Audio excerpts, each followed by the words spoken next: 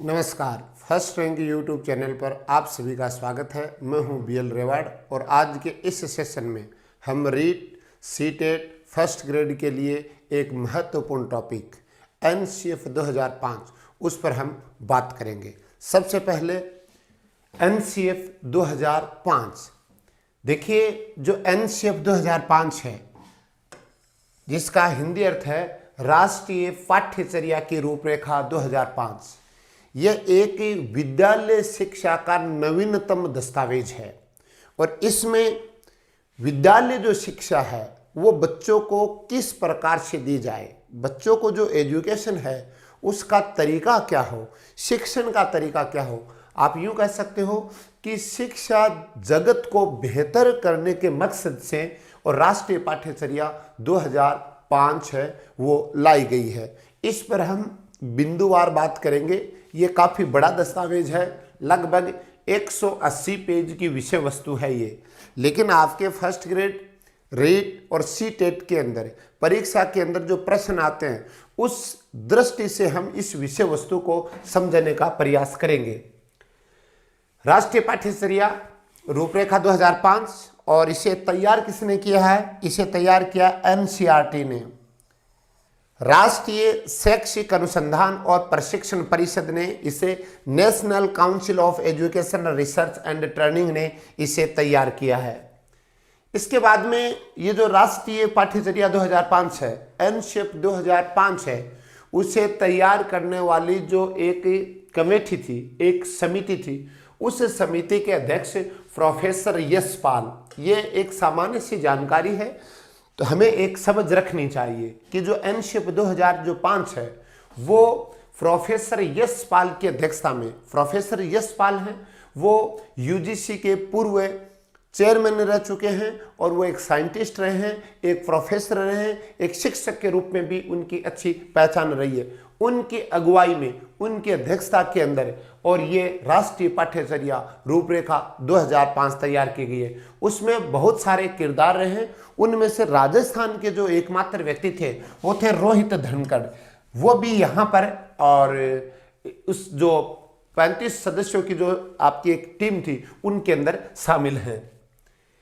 इसके बाद में 3 ऐसे भी सदस्य रहे हैं जो एनसीईआरटी के थे और इनको भी इसके अंदर राष्ट्रीय पाठ्यचर्या जो समूह है उसमें जगह दी गई थी। तो 35 व्यक्ति वो हैं समिति के रूप में और 3 सदस्य एनसीईआरटी के थे जिनको भी परमिशन मिली थी। रंजना अरोड़ा थे, डॉक्टर अमरेंद्र बेहरा थे और डॉक्टर आर मेघनाथन थे। इस प्रकार से इन 35 लोगों की टीम प्लस 3 लोग हैं एनसीईआरटी के, इनके नेतृत्व के अंदर यह एनसीएफ 2005 तैयार किया गया। इसके बाद में बात आती है कि ये जो एनसीएफ 2005 है इसकी जो शुरुआत होती है वो हमारे रविंद्रनाथ टैगोर जी हैं, उनका एक निबंध है सभ्यता और प्रगति। सभ्यता और जो प्रगति जो निबंध है उसका एक उद्धरण है, उस उद्धरण से इसकी शुरुआत होती है। ये बड़ा ही महत्वपूर्ण है और जब भी आप तैयारी कर रहे हो, चाहे आप रीट की तैयारी कर रहे हो, सीटेट की कर रहे हो, चाहे फर्स्ट ग्रेड की कर रहे हो, आपको जब भी आप एनसीएफ पढ़ते हो तो एनसीएफ पढ़ते समय आपको निश्चित रूप से जो रविंद्रनाथ टैगोर जी का और निबंध है सभ्यता और प्रगति, उसका एक उद्धरण है। मैंने आपको हुबहू वो सामने लाया हूं स्क्रीन के ऊपर, आप इसे पढ़ सकते हो, क्योंकि इस विषय वस्तु से जो प्रश्न पूछे जाते हैं वहां यहां से प्रश्न उठाया जाता है। सीटेट में काफी बार प्रश्न आया है। यहां पर देखिए उद्धरण क्या कहता है सभ्यता और प्रगति का, जो रविंद्रनाथ टैगोर के निबंध से लिया गया है। जब मैं बच्चा था तो छोटी छोटी चीज़ों से अपने खिलौने बनाने और अपनी कल्पना में नए नए खेल ईजाद करने की मुझे पूरी आज़ादी थी। मेरी खुशी में मेरे साथियों का पूरा हिस्सा होता था, बल्कि मेरे खेलों का पूरा मज़ा उनके साथ खेलने पर निर्भर करता था।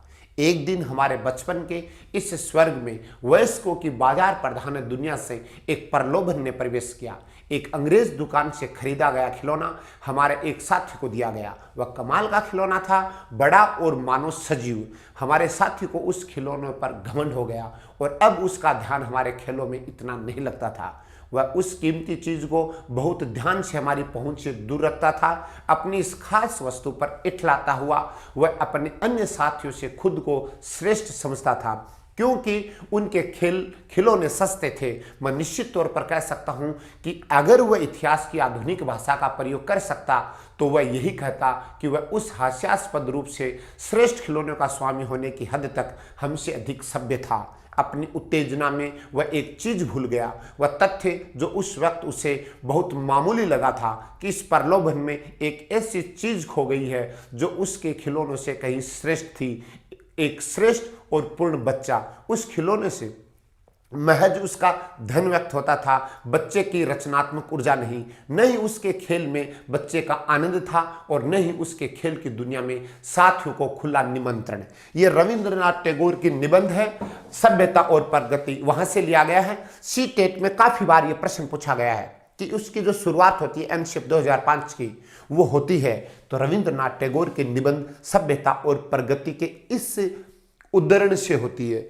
इस उद्धरण का जो मकसद है वो यही है कि बच्चे का जो प्राकृतिक डेवलपमेंट है ना, वो अवरुद्ध हो गया है और हम कृत्रिमता में खोते हुए चले जा रहे हैं। और बच्चे का जो वास्तविक उसका जो बचपन है, वास्तविक जो उसका आनंद है, वो आनंद इस कृत्रिमता में, इस आधुनिकता के अंदर कहीं खो गया है। अब इस विषय के अंदर हम प्रवेश करते हैं। उद्धरण से इसकी शुरुआत होती है एनशिप की। अब यहां पर जो बिंदु है कि यह विद्यालय शिक्षा का अब तक का नवीनतम राष्ट्रीय दस्तावेज है। अब तक हमारे विद्यालय जो जीवन है, विद्यालय जो परिवेश है, उसके संदर्भ में विभिन्न तरह की राष्ट्रीय पाठ्यचर्या आई है, लेकिन उसमें सबसे जो नवीनतम है ये आपकी है। और इसे तैयार करने के अंदर शिक्षाविद लोगों को शामिल किया गया है, वैज्ञानिकों को शामिल किया गया है, विषय विशेषज्ञों को शामिल किया गया है और अध्यापकों की मदद ली गई है। और राष्ट्रीय पाठ्यचर्या NCF 2005 नेशनल करिकुलम फ्रेमवर्क, मानव संसाधन मंत्रालय है उसके आदेश से और NCERT के द्वारा इसको तैयार किया गया है। NCERT के द्वारा, NCERT के आपको ध्यान है कि 1961 के अंदर इसकी स्थापना होती है। और आगे देखोगे इससे राष्ट्रीय पाठ्यचर्या का प्रकाशन जो किया जा रहा है वो NCERT के द्वारा किया जा रहा है। यहां पर एक बिंदु और भी महत्वपूर्ण है, विद्यालय शिक्षा का सबसे नवीनतम दस्तावेज ये है, लेकिन क्या ये प्रथम राष्ट्रीय पाठ्यचर्या थी? नहीं, इससे पहले भी और 4 प्रकाशन हो चुके हैं। देखिए कैसे 1975 के अंदर पहले राष्ट्रीय पाठ्यचर्या बनती है, इसके बाद में 1988 के अंदर, फिर 2000 के अंदर और फिर 2005 के अंदर। ये 4 राष्ट्रीय पाठ्यचर्या है। आप यूं कह सकते हो NCF 4 बार तैयार किए जा चुके हैं। मकसद क्या है इनका? विद्यालय शिक्षा व्यवस्था को बेहतर करना, कि बच्चे को एजुकेशन क्या दी जाए और कैसे दी जाए। क्या दी जाए का मतलब बच्चों से संबंध है इसका, और कैसे दी जाए शिक्षकों से संबंध है, क्योंकि ज्ञान देने वाले हैं, सुविधा प्रदाता है वो आपका अध्यापक है। तो बच्चों और शिक्षक उन दोनों को इसके अंदर शामिल किया गया है। यहां पर देखिएगा पहली जो शिक्षा नीति है ये 1968 के अंदर और दूसरी शिक्षा नीति 1986 में। इसका मतलब ये हुआ आजादी के बाद में हमारे देश में 2 शिक्षा जो नीतियां हैं वो लागू हुई है। एक 1968 में बनाई गई थी और दूसरी है वो 1986 में। यह जब 1986 की जो शिक्षा नीति थी उसको इम्प्लीमेंट करने के लिए 1992 में एक प्रोग्राम चला गया था, प्रोग्राम ऑफ एक्शन। 1986 की शिक्षा नीति को इंप्लीमेंट करने के लिए और 1992 में एक प्रोग्राम ऑफ एक्शन चलाया गया था। इसमें किस पर जोर दिया गया? गुणवत्ता पर। किस पर जोर दिया गया? प्रासंगिकता पर। किस पर जोर दिया गया? लचीलेपन के तत्वों पर बल देते हुए राष्ट्रीय शिक्षा नीति 1986 है उसके प्रावधानों का क्रियान्वयन किया गया। इसके बाद में देखिएगा NCF 2005 है, उसमें ये रूपरेखा है। ये 35 सदस्य समिति ने ये रूपरेखा बनाई है। अध्यक्ष कौन है? प्रोफेसर यशपाल है। और मकसद क्या है? विद्यालय शिक्षा की गुणवत्ता को बढ़ाना।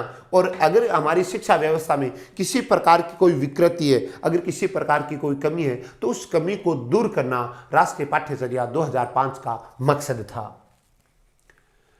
अब यहां पर देखिएगा NCF 2005 को जब तैयार किया गया तो इसके लिए इसके लिए संचालन समिति ने 21 राष्ट्रीय समूह का गठन किया है।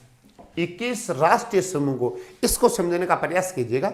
जैसे गणित के लिए एक राष्ट्रीय समूह बनाया गया, विज्ञान में सुधार कैसे हो इसके लिए एक समूह बनाया गया, भाषा का क्या योगदान हो एक समूह बनाया गया, शांति के लिए हम क्या कर सकते हैं, विद्यालय क्या कर सकते हैं, इसके ऊपर एक समूह बनाया गया। इस प्रकार से पूरे देश के अंदर 21 राष्ट्रीय फोकस समूह का गठन किया गया। आप इसको यूं भी कह सकते हो कि ये 21 क्षेत्र थे जहां पर हमें एनशेप की जो टीम थी उससे अपना काम करना था। इसके बाद में देखिएगा एनशेप 2005 है, एनशेप 2005 है, इसका एक मोटो था कि हमें विद्यालय शिक्षा व्यवस्था को किस प्रकार का बनाना है। तो उसका जो मोटो था, इसका जो नारा था, इसका जो आधार था वो था 1993 के अंदर, यही जो प्रोफेसर यशपाल की अध्यक्षता के अंदर एनशेप बनाया गया, उनके द्वारा एक रिपोर्ट दी गई थी 1993 में। 1993 के अंदर शिक्षा व्यवस्था को सुधार करने के लिए जो रिपोर्ट दी गई थी उसके अंदर इस पर जोर दिया गया था, बिना बोझ के शिक्षा। प्रश्न बहुत बड़ा था दोस्तों, सी-टेट के अंदर यह प्रश्न पूछा गया है, रीट के अंदर यह प्रश्न पूछा गया है। सबसे ज्यादा बार पूछे जाने वाला प्रश्न है ये कि एनशेप 2005 था, उसका आधार क्या था? आधार था, नारा था, स्लोगन था कि हमें शिक्षा व्यवस्था को कैसा बनाना है, बिना बोझ के एजुकेशन, यानी शिक्षा बिना बोझ के, एजुकेशन विदाउट बर्डन। और ये विचार प्रोफेसर यशपाल के द्वारा दिया गया था। कब दिया गया था? 1993 में। और एनशेप 2005 के अंदर जो पाठ्यचर्या बनाएगी उसमें पाठ्य जो व्यवस्था है, हमारी जो शैक्षणिक और शैक्षणिक गतिविधियां, वो इसी प्रकार से उसमें अनुशंसा की गई है ताकि बच्चा है वो बिना बोझ के और शिक्षा है वो आत्मसात करता हुआ प्रतीत हो और बच्चे को जो आपकी विषय वस्तु है उसको लेकर के किसी प्रकार का बर्डन, बोझ वगैरह महसूस नहीं हो। बच्चा तनाव में जिंदगी जीता है। हमारी मोटी मोटी जो किताबें हैं वो बच्चे को बड़ी तकलीफ में ला रही है। तो इसका आधार ये था कि आप अगर बच्चे का डेवलपमेंट करना चाहते हो, शिक्षा का मकसद है बच्चे का डेवलपमेंट करना है, और जब बच्चे को एजुकेशन तनाव में ला रही है तो फिर तो वो एजुकेशन नहीं, शिक्षा का तो मकसद ही बच्चे का विकास करना है। तो तनाव में अगर वो शिक्षा लाती है तो वास्तव में शिक्षा अपना काम नहीं कर रही है। इसलिए इस राष्ट्रीय पाठ्यचर्या के अंदर इस पर फोकस किया गया कि हमारी जो शिक्षा व्यवस्था है वो इस प्रकार की होनी चाहिए कि बच्चा है वो बिना बोझ के, बिना लोड के, बिना तनाव के, और उसके अंदर है वो व्यवहारगत परिवर्तन आए और उसके अंदर एजुकेशन है उसको वो आत्मसात करे। इसके बाद में देखिए इसके अंदर कथन है, इस पर बात हो गई है। इसकी जो शुरुआत की गई वो सृजनात्मकता व उदार आनंद बचपन की कुंजी है, किंतु नासमझ वयस्क संसार द्वारा इसकी विकृति का खतरा है।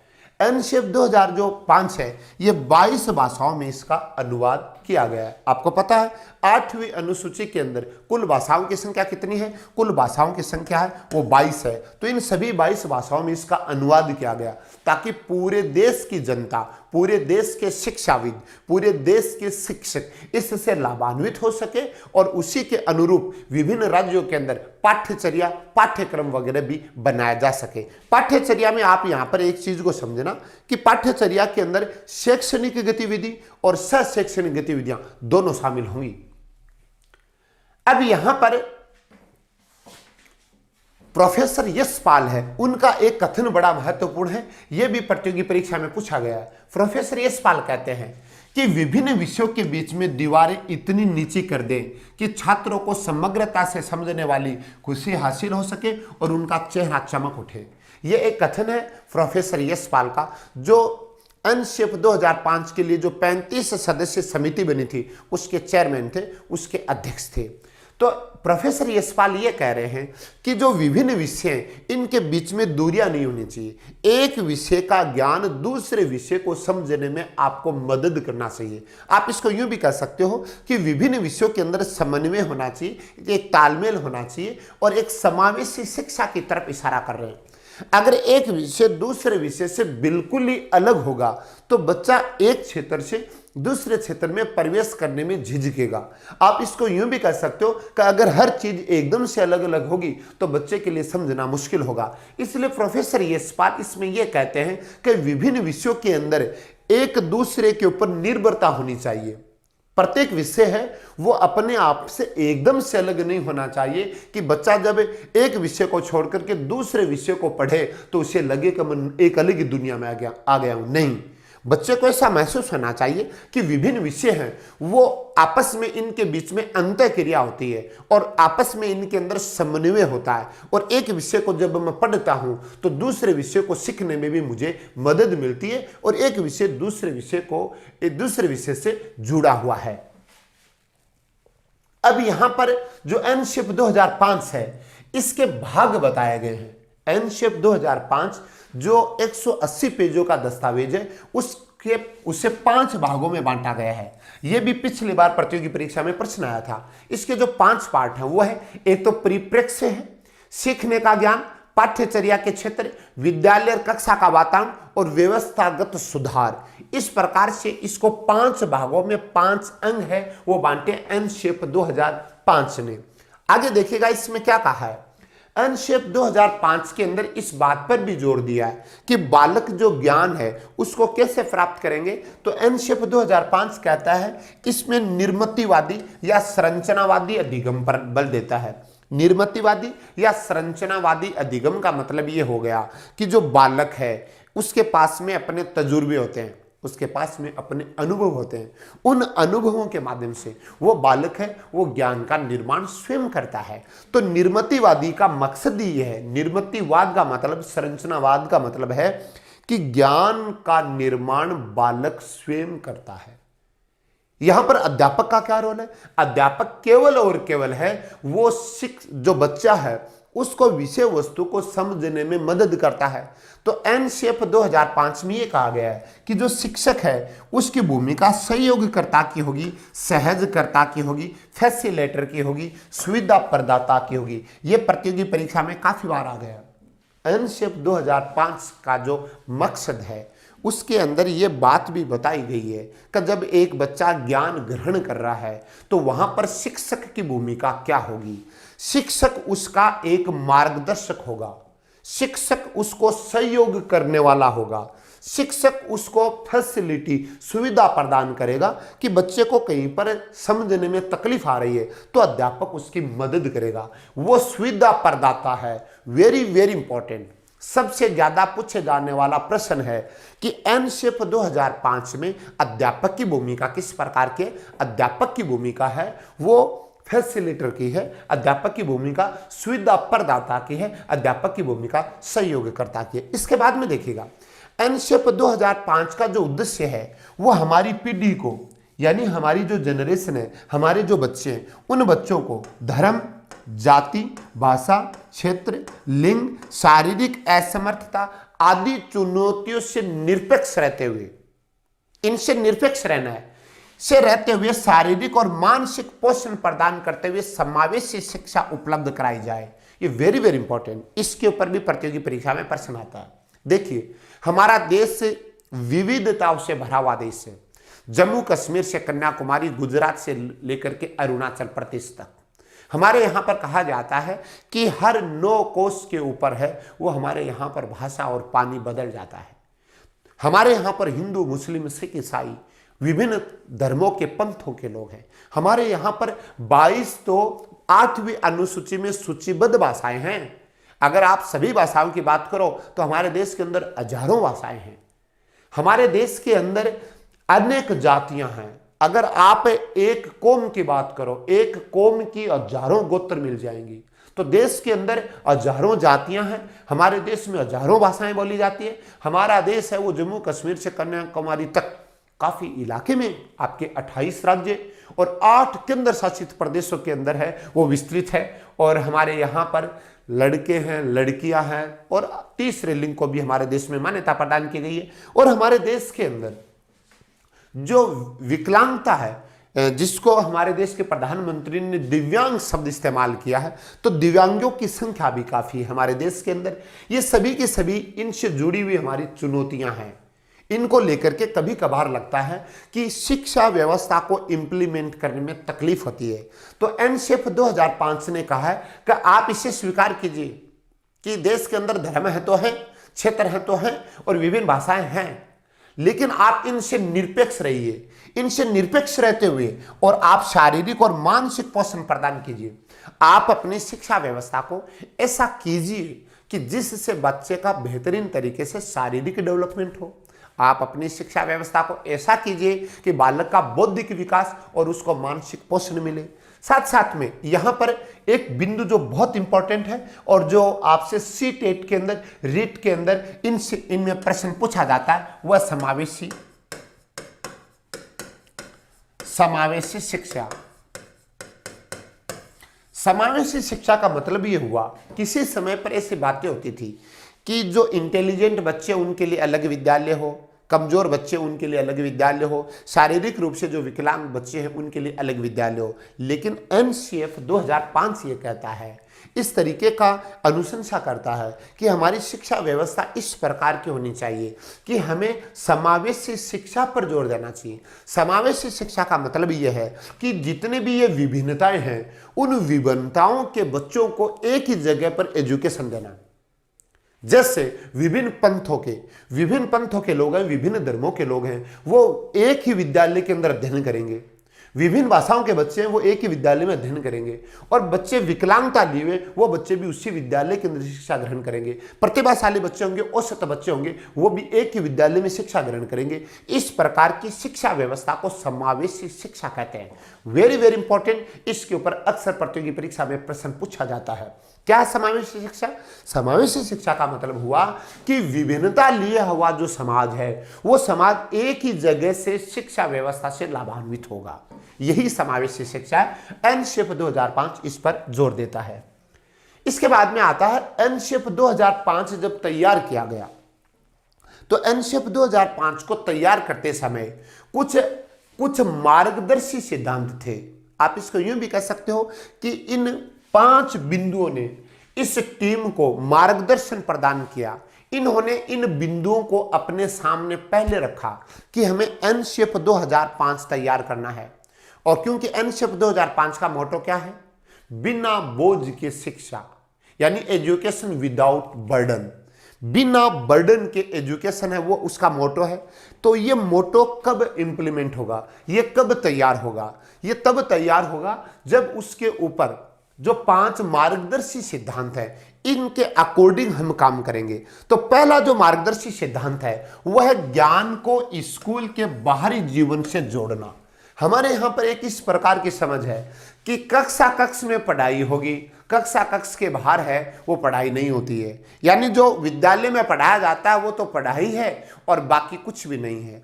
तो यहाँ पर एनशेप 2005 ने इस बिंदु को नकारा है और उन्होंने कहा है कि हमारे ज्ञान को, हमारी विषय वस्तु को, हमारी समझ को, हमारे बच्चे के बौद्धिक विकास को आप स्कूल के बाहरी जीवन से जोड़िए। आप ज्ञान है वो विद्यालय के अतिरिक्त बाहरी दुनिया के अंदर भी आपको घर के ऊपर ज्ञान मिलेगा, खेल के मैदान पर मिलेगा, आपको बाजार में मिलेगा, आप खेत खलिहान में वहां पर भी आपको ज्ञान मिलेगा। तो ज्ञान को स्कूल के बाहरी जीवन से जोड़ा जाए, ये इसका एक मार्गदर्शी सिद्धांत था। यानी इस बिंदु को जहन में रख करके और आपने एनशेप 2005 तैयार किया। इसके बाद में पढ़ाई को रटंत प्रणाली से मुक्त किया जाए। पढ़ाई को रटंत प्रणाली से मुक्त किया जाए। हमारे यहां पर कुछ लोग इस तरह की बातें कहते हैं कि इसको तो रट लो, इसको तो रट लो। तो हमारा जो ब्रेन है उसकी रटने की एक सीमा होती है और रटने को एनशेप 2005 ज्ञान नहीं कहता। वो ये कहता है ये सबसे कमजोर स्तर का नॉलेज माना जाता है रटंत प्रणाली को। तो रटंत प्रणाली है, उससे मुक्ति मिले बच्चों को। आपने देखा होगा एक पिक्चर आई थी आपकी 3 इडियट। तो 3 इडियट के अंदर उसमें एक किरदार है आपके, तो वो तो समझ के ऊपर जोर देते हैं। तो समझ के ऊपर जोर देने का मतलब होता है वो ज्ञान का निर्माण स्वयं कर रहा है। और दूसरे एक ऐसे किरदार हैं जो रटंत प्रणाली के ऊपर फोकस करते हैं। तो उसे एक भाषण बोलना होता है और उस भाषण के अंदर आमिर खान है वो उसके भाषण को बदल देते हैं। और जहां जहां पर एक शब्द था चमत्कार, चमत्कार शब्द को और उन्होंने एक जो शब्द अच्छा नहीं है उससे उन्होंने बदल दिया था। और वो बच्चा क्योंकि रटन प्रणाली में बिलीव करता था, इसलिए जहां जहां पर भी चमत्कार था वहां वहां पर वो एक जो बुरा शब्द था उस शब्द को वो बोलता हुआ चला गया। और वो एक प्रोग्राम के अंदर उस बच्चे को स्पीच देना था, तो वहां से जुड़े हुए सभी के सभी जो लोग थे, जो प्रिंसिपल थे, जो मुख्य अतिथि थे, वो सभी के सभी उससे दुखी होते हैं। यहां पर मैं ये बात कहना चाह रहा हूं कि रटन प्रणाली के माध्यम से आप जो भी ज्ञान ग्रहण करते हो वो आपको सुकून नहीं देगा, वो आपको जिंदगी में सफलता की गारंटी नहीं देगा। लेकिन जब आप ज्ञान का निर्माण स्वयं करते हो, जब आप ज्ञान को रचते हो, जब आप ज्ञान को निर्मितिवादी सिद्धांत से, ज्ञान को संरचनावादी सिद्धांत से बनाते हो, तो आपका वो ज्ञान आपके ताउम्र आपकी जिंदगी में आपके साथ चलेगा। तीसरा बिंदु आता है पाठ्यचर्या पाठ्य पुस्तक केंद्रित न रह जाए। पाठ्यचर्या, देखिए जो पाठ्यचर्या शब्द है यहां पर, यह बड़ा इंपॉर्टेंट है। इसके अंदर एक तो शैक्षणिक और दूसरा सह शैक्षणिक, ये दोनों गतिविधियां शामिल होगी। शैक्षणिक गतिविधियां भी इसमें शामिल होगी पाठ्यचर्या में, और सह शैक्षणिक गतिविधियां भी शामिल होगी। आपके जो 5-6 सब्जेक्ट होते हैं, हिंदी है, अंग्रेजी है, संस्कृत भाषा है, गणित है, विज्ञान है, ये आपके सब्जेक्ट है, ये शैक्षणिक विषय वस्तु है। लेकिन आप विद्यालय के अंदर प्रार्थना सभा कराते हो, आप विद्यालय में खेलकूद करते हो, आप प्रतियोगिता वगैरह करवाते हो, इस तरह की जो गतिविधियां वो सह शैक्षणिक गतिविधियां हैं। सह शैक्षणिक गतिविधियों से आपके व्यक्तित्व का चहुमुखी विकास होता है, आपका सर्वांगीण विकास होता है। तो यहां पर इस राष्ट्रीय पाठ्यचर्या के अंदर यह बात इस पर फोकस किया गया कि हमारी जो पाठ्यचर्या है वो सिर्फ पाठ्य पुस्तक केंद्रित न रह जाए, पाठ्य पुस्तक से बाहर ले जाना है। यानी किताबों के अंदर जो लिख दिया गया है केवल वही ज्ञान नहीं है, इसके परे भी ज्ञान होता है, उसके परे जाकर के भी विषय वस्तु है वो बच्चों को आत्मसात करवाई जा सकती है, और उससे बच्चे का चहुमुखी, बच्चे का सर्वांगीण विकास है वो संभव है। अगला जो मार्गदर्शी सिद्धांत है वो बहुत इंपॉर्टेंट है। कक्षा कक्ष को गतिविधियों से जोड़ा जाए, कक्षा कक्ष को गतिविधियों से जोड़ा जाए। आपने देखा होगा कि हमारे देश के अंदर जो कक्षा कक्ष का वातावरण है वो बहुत ही ज्यादा नीरस होता है। अध्यापक एक विषय वस्तु को लेकर के आता है, बोर्ड के ऊपर नोट करता है और बच्चों को आदेश दिया जाता है आप नोट करते चलिए, यानी चुपके से आना और चुपके से अध्यापक का वापस चले जाना। ऐसे माहौल के अंदर बच्चे का डेवलपमेंट नहीं होगा। बच्चे का डेवलपमेंट तभी होगा जब आप बच्चे को अपने शिक्षण में शामिल करते हो। बच्चा आपके शिक्षण में तभी शामिल होगा जब आप कक्षा कक्ष को गतिविधियों से जोड़ो, यानी आप अपना शिक्षण को, आप अपनी विषय वस्तु को बच्चों के सामने इस प्रकार से रखो कि बच्चे उसमें शामिल हो जाए। आप इसको यूं भी कह सकते हो, अगर इसकी परिभाषा की बात करें कि गतिविधि किसको कहते हैं, तो गतिविधि कक्षा कक्ष के अंदर की जाने वाली शारीरिक और मानसिक कसरत होती है। यानी आप अपने शिक्षण को इस प्रकार रखो कि बच्चे शारीरिक रूप से और बच्चे मानसिक रूप से सक्रिय हो उठे। ऐसी व्यवस्था को गतिविधि आधारित शिक्षण व्यवस्था कहते हैं। तो एनसीएफ 2005 ने इसके ऊपर फोकस किया है कि आपकी कक्षा कक्ष की गतिविधियां हैं, कक्षा कक्ष की जो इवेंट है, कक्षा कक्ष की जो विषय वस्तु है वो गतिविधियों से उसको जोड़ा जाए। अगला जो मार्गदर्शी सिद्धांत है, जो अंतिम सिद्धांत है, वो ये कहता है कि राष्ट्रीय मूल्यों के प्रति आस्थावान विद्यार्थी तैयार हो। राष्ट्रीय मूल्य क्या है? देशभक्ति राष्ट्रीय मूल्य है, दया राष्ट्रीय मूल्य है, प्रेम राष्ट्रीय मूल्य है, सहयोग राष्ट्रीय मूल्य है। देशभक्ति है, देश के प्रति जिम्मेदारी है, देश के प्रति हमारे कर्तव्य हैं। हम दया, सहयोग, प्रेम, ये सभी के सभी सामाजिकता ही हमारे राष्ट्रीय मूल्य हैं। इनके बिना एक राष्ट्र मजबूत नहीं हो सकता, इसके बिना राष्ट्र है वो आगे नहीं बढ़ सकता। आपने देखा थोड़े दिनों पहले है वो अपने दिल्ली के अंदर, नॉर्थ ईस्ट के अंदर सांप्रदायिक दंगे हुए। उस दंगों के अंदर शामिल होने वाले कौन हैं? हमारे युवा हैं। इसका मतलब ये हुआ अगर युवा हैं तो युवाओं का निर्माण है, राष्ट्र का निर्माण है, वो कक्षा कक्ष में होता है। कक्षा कक्ष के अंदर हमारे यहाँ पर कमी रही है। हमने विद्यालय जो शिक्षा है उसमें अच्छे बच्चे तैयार नहीं किए हमने। इसीलिए तो 17-17 साल के, 15-15 साल के, 18-18 साल के जो बच्चे हैं वो देश विरोधी जो कृत्य उनके अंदर शामिल हैं। हजारों की संख्या के अंदर लोग बाग मारे जा रहे हैं और उसको इंप्लीमेंट करने वाले, उसके अंदर प्रमुख मशीनरी के रूप में हमारे युवा शामिल है। इसका मतलब यह है कि हम राष्ट्रीय मूल्यों के अनुरूप हम बच्चों को कक्षा में तैयार नहीं कर पा रहे हैं। एनशेप 2005 में इस पर जोर दिया गया कि हमें एक ऐसे नागरिक तैयार करने हैं। एक जो देश होता है वो अपने नागरिकों से बनता है, और नागरिक कहां पर तैयार होंगे? नागरिक को विधिवत रूप से, व्यवस्थित रूप से तैयार करने की जो जिम्मेवारी होती है वो शिक्षा जगत की होती है। और शिक्षा जगत के अंदर 12 कक्षा तक हम विद्यालय शिक्षा के अंदर बच्चों को प्रशिक्षित करते हैं, उनको तैयार करते हैं। तो हमारी जो नींव है, हमारी जो विद्यालय जो शिक्षा की व्यवस्था है, उसके अंदर हमने राष्ट्रीय मूल्यों के ऊपर कभी ध्यान ही नहीं दिया। इसलिए एनशेप 2005 ने इस पर जोर दिया कि राष्ट्रीय मूल्यों के प्रति आस्थावान विद्यार्थी है वो तैयार होने चाहिए। ये आपके 5 प्रमुख मार्गदर्शी सिद्धांत है। देखिए, इस पर सबसे ज्यादा जो प्रश्न बना है वो इसी पर बना है। पिछली बार भी आपकी जो प्रश्न पूछा गया था इसी मार्गदर्शी सिद्धांत पर पूछा गया था। यानी इन बिंदुओं को जहन में रख करके और आपकी राष्ट्रीय पाठ्यचर्या तैयार की गई है। पहला पॉइंट क्या था? स्कूल ज्ञान को स्कूल के बाहरी जीवन से जोड़ा जाए। नंबर 2, रटंत प्रणाली से मुक्त हो। नंबर 3, पाठ्यचर्या पाठ्य पुस्तक केंद्रित न रह जाए। नंबर 4, कक्षा को गतिविधियों से जोड़ा जाए। और नंबर 5, राष्ट्रीय मूल्यों के प्रति आस्थावान विद्यार्थी है वो तैयार हो। अब आगे देखिएगा,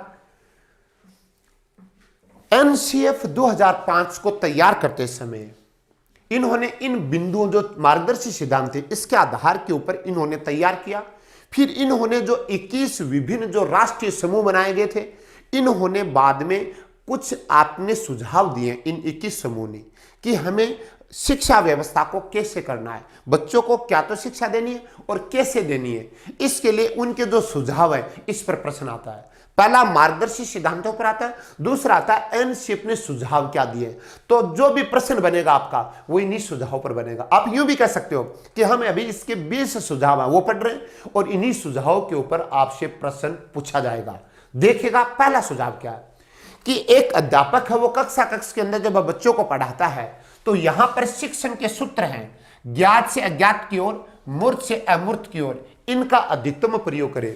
इस बात का मतलब यह है कि जब एक अध्यापक शिक्षण के दौरान अपनी विषय वस्तु को बच्चों को जब समझाता है, बच्चों को आत्मसात करवाता है, उस समय पर वो इन सूत्रों का इस्तेमाल करेगा तो विषय वस्तु बच्चे के जल्दी समझ में आ जाएगी, उसका शिक्षण ज्यादा प्रभावशाली होगा। और अध्यापक का शिक्षण ज्यादा प्रभावशाली कब होगा?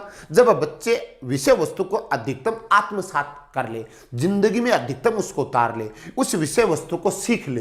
तो यहां पर ज्ञात से अज्ञात की ओर, इस बात का मतलब यह है कि बच्चे को पहले शिक्षण कराते समय वो ज्ञान दो जो उसे ज्ञात है। जैसे उदाहरण के तौर के ऊपर अगर आप राजस्थान में हो और राजस्थान में आप मान लीजिए कि कांटली नदी के किनारे पर हो, आप लूनी नदी के किनारे हो, चंबल नदी के किनारे हो, तो बच्चे को चंबल नदी, कांटली नदी, लूनी नदी इनके बारे में जानकारी है, ये ज्ञात है। अब आपको बच्चे को पढ़ाना है अमेजन नदी, अब आपको बच्चे को पढ़ाना है नील नदी, अब बच्चे को पढ़ाना है गंगा नदी, तो अब आप उसको अज्ञात की ओर ले जाइए। यानी बच्चे को चंबल नदी के बारे में जानकारी है, बच्चे को आपकी कांटली नदी के बारे में जानकारी है, बच्चे को घगर नदी के बारे में जानकारी है। तो जो ज्ञात है उसे बच्चे को आप पहले बताओ और जो अज्ञात है उसके बाद में ले जाइए।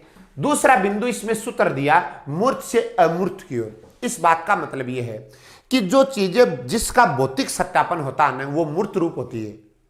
जैसे मान लीजिए कि आप बच्चों को विज्ञान पढ़ा रहे हो, आपके पंखा है तो पंखा जो आपको नजर आ रहा है वो आप उसको मूर्त रूप कह सकते हो, लेकिन अंदर ये किस प्रकार एक्टिविटी कर रहा है ये अमूर्त रूप है। तो आप बच्चे को पहले मूर्त रूप के बारे में जानकारी दीजिए, यानी जो स्वरूप बच्चे को आप दिखा सकते हो, जो आपको नजर आ रहा है उसके बारे में बच्चे को जानकारी दीजिए। उसके बाद में उस विषय वस्तु को जो आपको नजर नहीं आ रहा है अमूर्त के बारे में, आप इसको यूं भी कह सकते हो कि जैसे मान लीजिए कि बच्चे को मूर्त रूप उससे कहते हैं जिसका भौतिक सत्यापन होता हो। जैसे एक इंसान है तो ये मूर्त रूप है, इंसान मूर्त रूप है, लेकिन आत्मा अमूर्त रूप है। तो बच्चे को जब भी नॉलेज दो तो पहले मूर्त रूप का दीजिएगा, जिसका भौतिक सत्यापन होता हो, जिसका रंग रूप शकल सूरत आप बता सकते हो। इसके बाद में आप अमूर्त की ओर बच्चे को ले जाइए। इन सूत्रों का इस्तेमाल करने से आपका शिक्षण प्रभावशाली होगा। इस पर जो प्रश्न बनेगा वो इसी के इर्द गिर्द बनेगा। उसके अंदर यही आएगा कि जो प्रमुख सुझाव दिए गए उनमें कौन सा कथन सत्य है। तो यहां पर यह बिंदु ध्यान रखिए। दूसरा है, सूचना को ज्ञान मानने से बचा जाए। जो इंफॉर्मेशन होती है उसको ज्ञान न माना जाए। जो सूचना है ये तो एक फैक्ट है, ये एक तथ्य है, हम इसे ज्ञान नहीं मानना चाहिए। क्योंकि सूचना है उसको प्राप्त करने के आपके पास में हजार तरीके हैं। लेकिन अगर आप मान लीजिए कि ये सूचना आपको कहां से मिलेगी, अगर ये बच्चे को आप समझ डेवलप करते हो तो ये ज्ञान है। सिर्फ सूचनाएं है ना, उसको ज्ञान नहीं माना जाए। ऐसी अनुशंसा किसने की है? अनुच्छेद 2005 ने। इसके बाद में विशाल पाठ्यक्रम व मोटी किताबें शिक्षा प्रणाली की असफलता का प्रतीक है। यह प्रश्न पिछली बार आया था। विशाल पाठ्यक्रम और मोटी किताबें शिक्षा प्रणाली की असफलता का प्रतीक है। कभी कभार आपको सुनने को मिलता है कि उसने मोटी मोटी किताबें हैं वो रट दी। एक बच्चा वो कहता कि भाई मैंने तो मोटी किताबें तो नहीं पढ़ी है, लेकिन मैंने इस विषय वस्तु को समझ लिया है।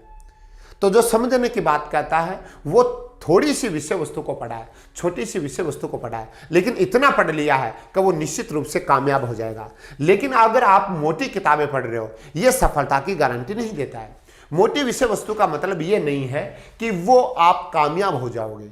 आप इसके ऊपर जोर दीजिएगा, समझ के ऊपर जोर दीजिएगा। मोटी किताबें हैं वो किसी भी देश की और किसी भी बच्चे की कामयाबी का आधार नहीं हो सकती। अच्छी विषय वस्तु इंपॉर्टेंट होती है। बच्चे के अंदर ज्ञान का निर्माण करना महत्वपूर्ण हो सकता है, लेकिन मोटी किताबें हैं ये तो बच्चे में तनाव लाएगी, बच्चे के अंदर बच्चे में टेंशन लाएगी। ये बच्चे को विद्यालय शिक्षा से दूर ले जाएगी। मोटी किताबें बच्चे में निरसता लाएगी, बच्चे को निराश करेगी, बच्चे को हताश करेगी, बच्चे को हतोत्साहित करेगी। वहीं पर अगर समझ आधारित विषय वस्तु होगी तो आप है वो बच्चे को उत्साहित करोगे, बच्चों के अंदर जोश उमंग है वो उत्साह भर दोगे। तो यहां पर अनुच्छेद 2005 ने कहा है कि विशाल पाठ्यक्रम और मोटी किताबें शिक्षा प्रणाली की असफलता का प्रतीक है। मूल्यों को उपदेश देकर के नहीं, वातावरण देकर के स्थापित किया जाए। इस बात का मतलब यह है, आपने सुना होगा कि गुरुजी हैं वो आपको उपदेश देते हैं कि धूम्रपान नहीं करना चाहिए, लेकिन गुरुजी धूम्रपान करते हैं तो बच्चे पर इंपैक्ट नहीं पड़ेगा। इस बात का मतलब यह है कि हमें उदाहरण देना होगा। अगर अध्यापक आदर्श होंगे, माता पिता आदर्श होंगे, तो वहां पर अच्छे बच्चे तैयार होंगे। क्योंकि मूल्यों को आप जितने भी मूल्य हैं, दया, प्रेम, सहयोग, सभी के सभी जो मूल्य, मानवीय मूल्य, उनको हमें वातावरण देकर के स्थापित कर सकते हैं। केवल बोलने से नहीं होगा। अगर बोलने से होता तो हर एक समाज और हर एक देश है वो बहुत आगे निकल चुका होता। लेकिन जिस समाज में जितने ज़्यादा आदर्श होंगे, जितने अच्छे लोग होंगे, वो सोसाइटी उतनी अच्छी होगी। इसलिए इसमें कहा गया कि मूल्यों को उपदेश देकर के नहीं, वातावरण देकर के स्थापित करना चाहिए। अगर एक अध्यापक समय का पाबंद है, अगर एक अध्यापक है उसके अंदर अच्छी आदतें, अगर एक अध्यापक है वो आपकी केयर करता, आपकी चिंता करता है, तो आपकी भी इच्छा होती है कि मैं भी इसी तरह का अध्यापक बनूं, मैं भी इसी तरह का इंसान बनूं, और इसी से राष्ट्र है वो आगे बढ़ता है। अच्छी किताबें अच्छे विद्यार्थी की धारणा में बदलाव आवश्यक है। अर्थात अच्छा विद्यार्थी वह है जो तर्कपूर्ण बहस के द्वारा अपने मौलिक विचार शिक्षक के सामने प्रस्तुत करता है। हमारी यहाँ पर अच्छे विद्यार्थी की जो परिभाषा हुआ है, जो अध्यापक से बात नहीं करे। अच्छे विद्यार्थी की हमारी पहचान है जो शांत रहे, चुप रहे, जो किसी को परेशान नहीं करे। इन्होंने कहा है कि अच्छे विद्यार्थी की जो धारणा है उसमें बदलाव जरूरी है। अच्छा विद्यार्थी वह है जो तर्क करता हो, तार्किक बात करता हो। आज जैसे बात हो रही है कि भारत भारत के ऊपर विभिन्न देशों के द्वारा और कमेंट किए जा रहे हैं, जम्मू कश्मीर को लेकर के, दिल्ली के अंदर हुए दंगों को लेकर के विभिन्न तरह के कमेंट किए जा रहे हैं। तो जो एक बच्चा होगा, जो एक इंटेलिजेंट बच्चा होगा, जो तार्किक बात करेगा कि दूसरा देश है वो भारत पर इस तरह के कमेंट क्यों कर रहा है, भारत को क्या करना चाहिए, क्या नहीं करना चाहिए, अंतर्राष्ट्रीय स्तर के ऊपर भारत की छवि किस प्रकार से इससे प्रभावित हो रही है, ये तमाम बातें, तार्किक जो बातें हैं वो बालक करेगा। अगर बालक ऐसा करता है और फिर अपने विचार, अपने मौलिक विचार रखता है, तो वो अच्छा विद्यार्थी है। तो अच्छे विद्यार्थी की परिभाषा के अंदर बदलाव जरूरी है। अभिभावकों को सख्त संदेश दिया जाए कि बच्चों को छोटी उम्र में निपुण बनाने की आकांक्षा न रखें। ये बहुत महत्वपूर्ण है। हर अभिभावक ये चाहता है कि मेरा बच्चा है वो महात्मा गांधी बने, वो विवेकानंद बने, एपीजे अब्दुल कलाम बने। वो उसमें परफेक्शन चाहते हैं। जितने भी महात्मा हुए हैं, जितने भी महापुरुष हुए हैं, जितने भी क्रांतिकारी हुए हैं, वो भी गलतियां करते करते वहां तक पहुंचे हैं। क्या एपीजे अब्दुल कलाम साहब ने कभी गलती नहीं की? क्या महात्मा गांधी जी ने गलती नहीं की? गलतियां की है। गलतियों से इंसान है वो धीरे धीरे परफेक्शन की तरफ जाता है। तो हमारे अभिभावक हैं, उनकी एक आप यूं कह सकते हो कि जो अभिभावक हैं उनके बच्चों से उम्मीद बहुत ज्यादा होती है और वो छोटे से बच्चे से परफेक्शन चाहते हैं। ये चाहते हैं कि इसके व्यवहार में किसी भी प्रकार की कोई गलतियां नहीं हो। ऐसा करना गलत है, क्योंकि इससे सिद्ध, आपको ध्यान है कि इसके अंदर ये बात कही गई है कि बच्चा ज्ञान का निर्माण स्वयं करेगा, और जब बच्चा ज्ञान का निर्माण स्वयं करेगा इसका मतलब गलतियां करेगा और गलती के माध्यम से सीखेगा भी वो। तो यहां पर अभिभावक है, उनको सख्त संदेश देने के लिए कहा एनसीएफ 2005 ने कि वो बच्चे से परफेक्शन की उम्मीद न करे, उससे गलतियां होगी और आप उसे उन गलतियों के साथ में बच्चे को स्वीकार कीजिए। कक्षा में शांति का नियम बार बार ठीक नहीं है, अर्थात जीवंत कक्षागत वातावरण को प्रोत्साहित किया जाना चाहिए। बहुत महत्वपूर्ण पॉइंट है। यहां पर देखिए ये कहा गया है कि कक्षा में शांति, यानी वो कक्षा अच्छी नहीं है जो खामोश होकर के बैठी हुई है, नहीं। कक्षा का जो वातावरण होगा वो जीवंत होना चाहिए। जीवंत कक्षागत वातावरण का मतलब है कि अध्यापक और बच्चों के बीच में अंतःक्रिया हो रही है, बच्चों के बीच में अंतःक्रिया हो रही है, बच्चों से लेकर के अध्यापक के बीच में अंतःक्रिया हो रही है, विचारों का आदान प्रदान हो रहा है। जब विचारों का आदान प्रदान होगा, जब अंतःक्रिया होगी, तभी तो ज्ञान का निर्माण होगा। इसलिए आपकी कक्षा का जो वातावरण है वो जीवंत होना चाहिए। जीवंत का मतलब जो बच्चे बैठे हुए हैं वो जिंदा नजर आने चाहिए, जो अध्यापक है वो जिंदा नजर आना चाहिए, और दोनों के बीच में विचारों का आदान प्रदान होना चाहिए। कक्षा के अंदर खामोशी होती है वो अच्छी नहीं होती। कक्षा में खामोशी अक्सर अच्छी नहीं होती। यह सुझाव भी किसने दिया? एनसीएफ 2005 ने। सहशैक्षिक गतिविधियों में बच्चों के अभिभावकों को भी जोड़ा जाए। सहशैक्षिक गतिविधियां देखिए, एक तो होती है शैक्षिक गतिविधियां, आपके विभिन्न सब्जेक्ट हैं, आपकी गणित है, आपकी विज्ञान है, सामाजिक ज्ञान है, हिंदी है, अंग्रेजी है, संस्कृत भाषा और आपके अन्य विषय हैं। ये सभी की सभी शैक्षणिक गतिविधियां हैं। ये आपकी विषय वस्तु है, ये आपका पाठ्यक्रम है। लेकिन जब पाठ्यचर्या की बात आती है तो उसमें सहशैक्षणिक गतिविधियां भी शामिल होती है। सहशैक्षणिक गतिविधियों से सर्वांगीण विकास होता है। तो बालक का सर्वांगीण विकास करने के लिए जरूरी है कि सहशैक्षणिक गतिविधियों में बच्चों को प्रेरित करना चाहिए। और सहशैक्षणिक गतिविधियां हो रही है, विद्यालय में एक प्रतियोगिता हो रही है, खेल कूद हो रहा है, अन्य तरीके की कोई विज्ञान मेला हो रहा है, कोई अन्य एक्टिविटी हो रही है। अगर आपने उस एक्टिविटी के अंदर बच्चों के अभिभावकों को आपने आमंत्रित कर लिया है तो आप देखिएगा कि वहां पर एक अलग ही प्रकार का माहौल बन जाएगा। इससे क्या होगा कि बच्चों को अच्छा लगेगा अपने माता पिता के सामने परफॉर्मेंस करते हुए। वहां पर जो अभिभावक गण है उन्हें भी अच्छा लगेगा अपने बच्चों को आगे बढ़ते हुए देख करके, और वहां पर अध्यापक और जो अभिभावक उनके बीच में अंतःक्रिया भी होगी। तो अगर बच्चे से संबंधित किसी प्रकार की कहीं पर कोई समस्या है, उस समस्या को भी सॉर्ट आउट किया जा सकता है। इसलिए यहां पर कहा गया है कि जो सहशैक्षणिक गतिविधियां उनके अंदर बच्चों के अभिभावकों को भी शामिल करना चाहिए। समुदाय को मानवीय संसाधन के रूप में प्रयुक्त होने का अवसर दे। ये वेरी वेरी इंपॉर्टेंट, ये प्रतियोगी परीक्षा में प्रश्न आता है। मानवीय संसाधन, समुदाय है। जैसे मान लीजिए कि राजस्थान है, तो राजस्थान के अंदर राजपूत समुदाय है, जाट समुदाय है, यादव समुदाय, कुमावत समुदाय है, अलग अलग तरीके के समुदाय हैं। तो ये समुदाय हैं, ये शिक्षा प्राप्त करने के अंदर तकलीफ देने वाले नहीं हैं, बल्कि ये आपके लिए एक संसाधन है। क्योंकि प्रत्येक समुदाय की अपनी संस्कृति होती है, उनकी अपनी एक पहचान होती है, उसका एक गौरवपूर्ण अतीत होता है। तो इन सभी समुदाय के लोगों के अनुभवों को जब आप शामिल करके एक जगह के ऊपर और शिक्षा के अनुरूप आप बच्चों के सामने रखते हो, तो बच्चे इससे लाभान्वित होते हैं, इससे बहुत फायदा मिलता है। ये वेरी वेरी इंपॉर्टेंट। तो आप कभी भी ध्यान देना, समुदाय है, जो विभिन्नता है, उसको कभी भी तकलीफ के रूप में नहीं लेना, बल्कि इसको आपको किस रूप में समझना कि ये तो हमारे लिए एक संसाधन है। खेल आनंद और सामूहिकता की भावना के लिए रिकॉर्ड बनाने और तोड़ने की भावना को प्रश्रय न दे। इस बात का मतलब ये कि बच्चों को आप खेल कूद के लिए, सामूहिक गतिविधियों के लिए आप प्रेरित करें, क्योंकि खेल है ना, उसका मकसद ही आनंद है, उसका मकसद ही सामूहिकता की भावना डेवलपमेंट करना है। इससे बालक है, क्योंकि बालक है वो एक सामाजिक प्राणी है, तो सामाजिक प्राणी यानी समाज में रहना है, तो खेल कूद के माध्यम से हमारे अंदर सामूहिकता की भावना आती है। हम एक साथ मिलकर के कोई काम कैसे कर सकते हैं, ये भावना हमारे अंदर आती है। और खेल का मकसद शुद्ध मनोरंजन भी होता है, आनंद खुशी को प्रकट करने का भी एक माध्यम है। तो वहां पर रिकॉर्ड बनाने और तोड़ने के ऊपर जोर न दे, क्योंकि उससे मकसद डाइवर्ट हो जाएगा। हमारा मकसद आनंद और सामूहिकता की भावना के लिए, तो ये बिंदु बड़ा इंपॉर्टेंट है।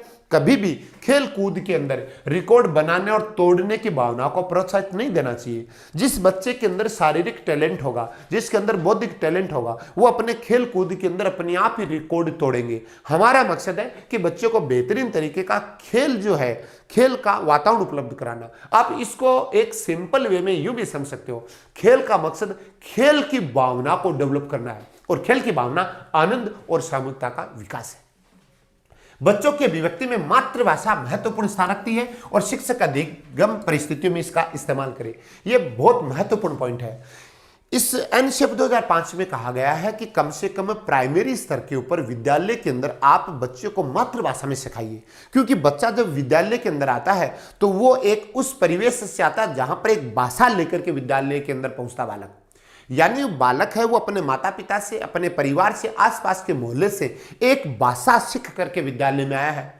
अब आप अगर उसके ऊपर किसी प्रकार की अंग्रेजी हिंदी थोप देते हो, तो वहां पर बच्चा अपने आप को अभिव्यक्त करने के अंदर असहज फील करता है। इसलिए एनशेप 2005 ने यह सुझाव दिया है कि आप यहां पर इस बात पर जोर दीजिए कि बच्चा अपने आप को प्रकट करे, अपने आप को अभिव्यक्त करे। अगर वो मातृभाषा में प्रकट कर रहा है, तो क्योंकि अध्यापक है वो ज्यादा समृद्ध है, ज्यादा समझदार है, उनके पास में तजुर्बे है, अनुभव है, वो बच्चे की मातृभाषा का इस्तेमाल भी बच्चे के बेहतरीन डेवलपमेंट में कर सकेगा। तो मातृभाषा में बच्चे को प्रेरित किया जाना चाहिए ताकि बच्चा अपने आप को प्रकट करे। इसके साथ साथ में उच्च स्तर के ऊपर अगर मातृभाषा में पुस्तकें नहीं है तो एक अलग इश्यू है, लेकिन आपको अधिकतम इस्तेमाल करना है, कम से कम लोअर लेवल के ऊपर आपको मातृभाषा को जगह देनी है।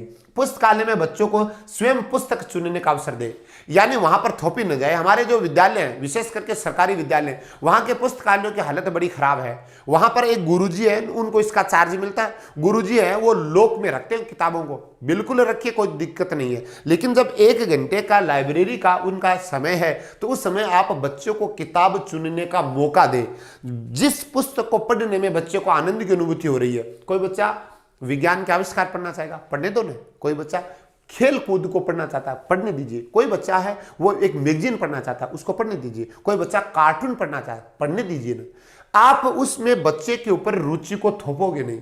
यहां पर इंपॉर्टेंट यह है कि वहां पर बच्चा है जब पुस्तकालय के अंदर किताबें चुनता है तो उसकी जो रुचि है वो तो डेवलप हो रही है, तो उस पर जोर दीजिएगा। वे पाठ्य पुस्तकें महत्वपूर्ण होती है जो अंतः क्रिया का मौका दे। वेरी वेरी इंपॉर्टेंट, ये भी परीक्षा के अंदर प्रश्न आया।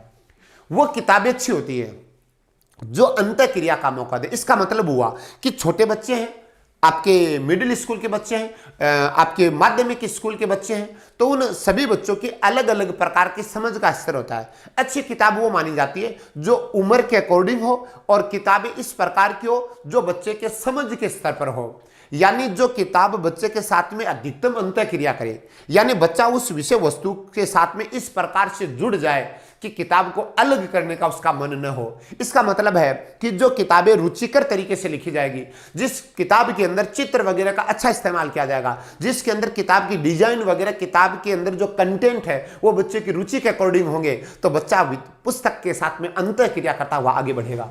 इसके बाद में आगे देखिएगा, कल्पना और मौलिक लेखन के अधिकाधिक अवसर प्रदान करें। इस बिंदु का मतलब यह है कि बालक का जो डेवलपमेंट होगा वो कल्पना और मौलिक लेखन के माध्यम से होगा। तो हमें विद्यालय के अंदर विभिन्न प्रतियोगिता के माध्यम से, विभिन्न इवेंट के माध्यम से बच्चे को अधिकाधिक अवसर देने चाहिए कल्पना और मौलिक लेखन के, हमारे शिक्षण के दरमियान भी।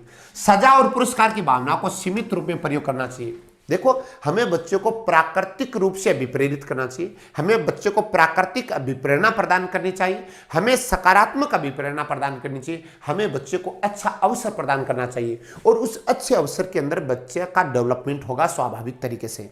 हमें हर चीज को सजा से नहीं जोड़ना चाहिए। अगर आपने ये नहीं किया तो ये दंड मिलेगा, अगर आप ये करते हो तो ये पुरस्कार मिलेगा। ये दोनों चीजें खतरनाक है, क्योंकि जो सजा होती है, जो दंड होता है, यह बालक के अंदर व्यवहार संबंधी कठिनाई पैदा करेगा, बच्चे के अंदर ग्रंथियां डेवलप करेगा। और दूसरा बिंदु है पुरस्कार। जो पुरस्कार होता है यह आपका एक साध्य हो सकता है।